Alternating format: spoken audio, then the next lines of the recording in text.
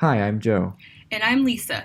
We're developers for the IBM Z Hardware Management Console, and today we'll be talking about IBM MFA support on the 2.15.0 version of the HMC. We will demonstrate configuring an HMC user to be enabled for IBM MFA, and then we'll go through a few situations you might see when logging in this environment. Essentially how this works is that when an IBM MFA enabled user logs into the HMC, they also provide an additional factor in the form of an RSA token.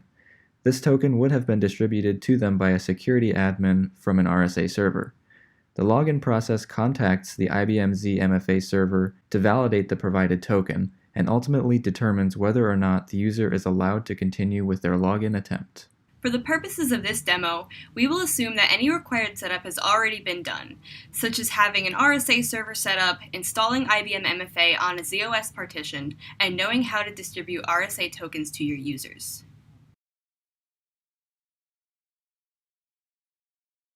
Here, we are looking at the user management task on a 2.15.0 HMC. Joe, can you take me through the changes to this task?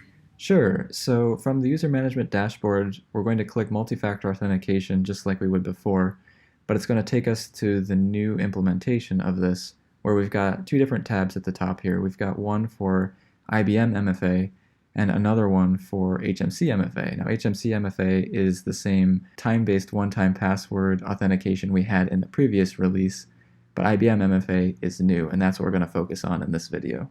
So how would I add an MFA server? So to add an MFA server, the first table here is dedicated to our list of existing servers and also gives us an option to add a new one. So I'll go ahead and click the Add Server button, and I have a few fields to enter here. So we'll start with the name, and I'll call this my first server. And I'm going to leave the description blank because that's optional, and then for the IP, I'm just going to type that in here. And the port number I'm going to leave at the default since that's what we're using. And I'll add that. The next thing you're going to see here is that I need to trust the certificate that's being presented by the server. So I'll verify the information here and go ahead and trust that. And so now the first server has been added. It looks like we got a warning. Right, so we want to configure at least two servers for high availability in case one of them goes down. So now let's go ahead and add a second one to get rid of that warning. So I'll call this one second server. And to repeat the same process as before with the IP address of the other system.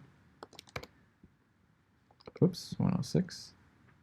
And this is running on a different port, so I'll type that. And we'll go ahead and add this one. And this looks very similar to the last time we did this. I'll go ahead and trust this certificate.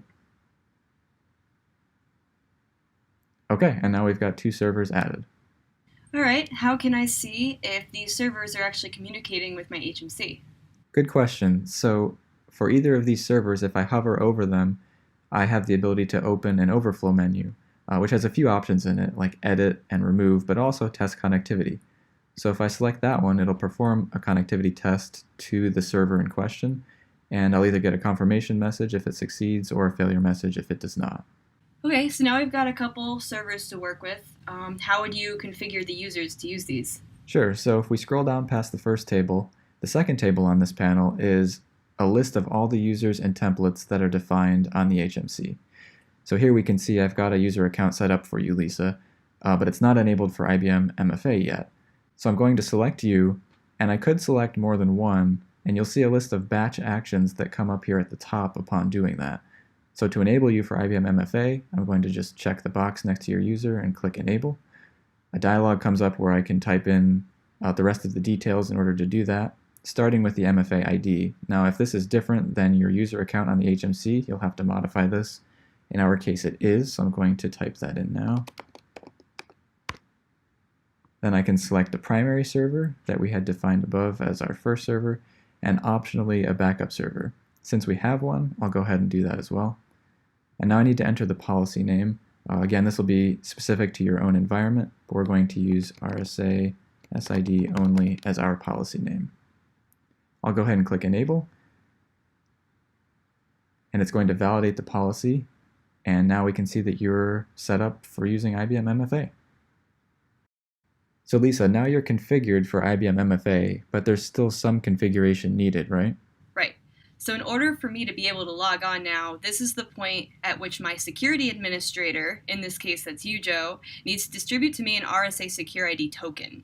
Since I'll be using a software token, I need to import that token into an installed RSA Secure ID software. Okay, let's go ahead and do that and then come back and talk about the login flow. So Lisa, now that we've got you set up for IBM MFA, take me through what it's like to log in. Okay, I'll log in with my username and password as usual. But now we'll continue to the second screen for entering your multi-factor authentication code. For my specific user configuration on the MFA server, I'm required to put in a PIN beforehand appended to the RSA software token code that I see in my screen above. This is an example of a successful IBM MFA login.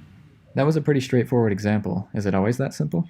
Not always. We might get an error, or we might need to provide more information. What kind of information? For certain scenarios, an MFA server may need additional information besides the RSA software token code. So if the MFA server requires more information, we'll see a different panel where we can input this additional information to send to the server.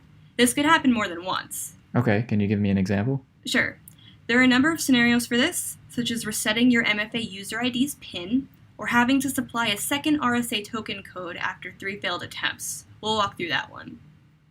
So I just failed 3 times, so this time I'll put in a successful authentication code.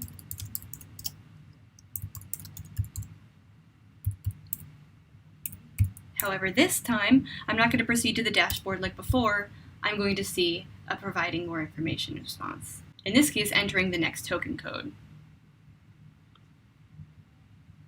So previously you had said we might need to provide additional info, or we might see errors. What type of errors might we see? You could have an error for invalid credentials, like we saw earlier. You could also run into MFA server or user configuration issues.